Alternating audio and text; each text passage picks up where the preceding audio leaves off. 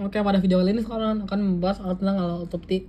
Alat optik adalah alat-alat yang menggunakan lensa atau cermin untuk memasangkan sifat-sifat cahaya yang dapat dipantulkan dan dapat dibiaskan cahaya tersebut digunakan untuk melihat. Selain dari mata kita, alat-alat optik juga digunakan bersamaan dengan mata kita. Bisa juga untuk membantu kita melihat ataupun membutuhkan mata kita untuk menggunakannya. Jenis alat optik terdiri dari dua macam, alat optik alamiah dan optik buatan.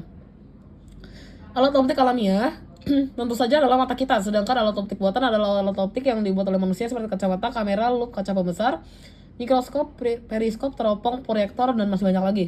1. Mata merupakan salah satu organ tubuh yang sangat penting dan merupakan suatu karunia yang amat luar biasa. Dengan mata kita bisa melihat.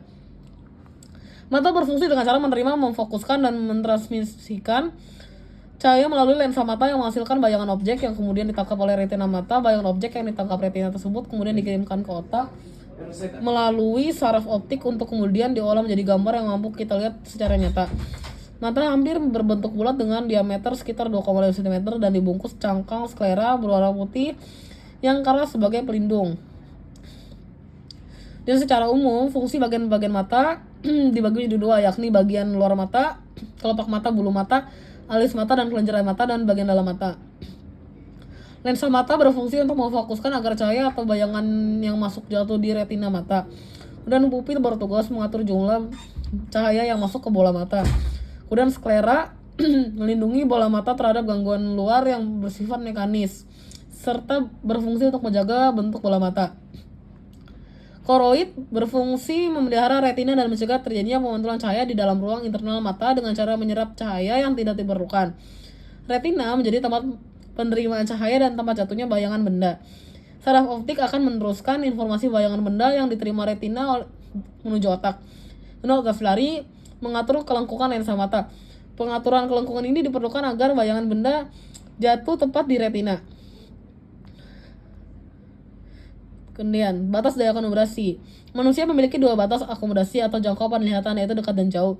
Titik dekat mata adalah jarak benda terdekat di depan mata yang masih dapat dilihat dengan jelas. Untuk mata normal atau ametropi, titik dekatnya berjarak 10 cm sampai 20 cm untuk anak-anak dan berjarak 20 cm sampai 30 cm untuk dewasa.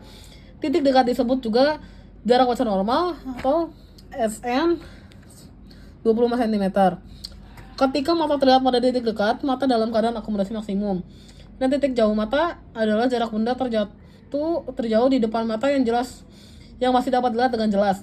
Untuk mata normal, titik jauhnya adalah tak terhingga atau SR sama dengan ketika mata melihat titik jauh tak hingga, maka tak berakomodasi. Kemudian ada cacat mata. Macam-macam cacat mata dalam miopi, hipermetropi, presbiopi, antimastima, katara, dan glaukoma. Penderita mata miopi yaitu orang yang berpenglihatan dekat tidak dapat melihat benda-benda yang jaraknya jauh karena bayangan difokuskan di depan retina sehingga diperlukan lensa cekung untuk memperbaiki cacat ini.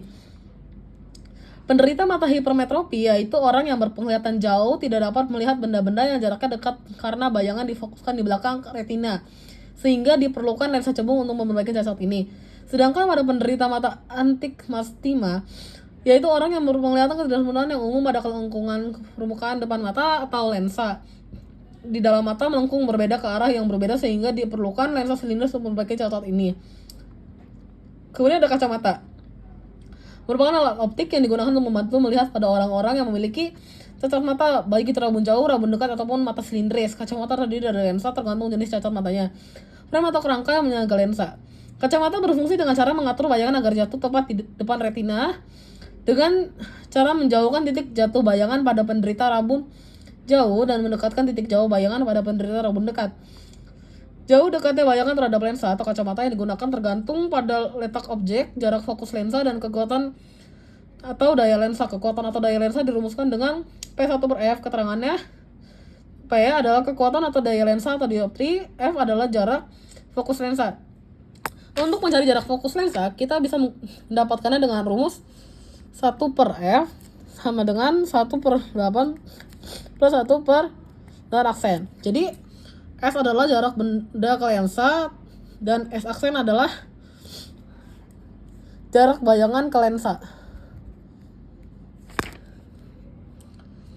Dan ada kamera merupakan alat untuk menghasilkan foto. Ada dua jenis kamera yang umum dikenal, yaitu kamera digital dan kamera analog. Saat ini yang akan dibahas adalah kamera analog.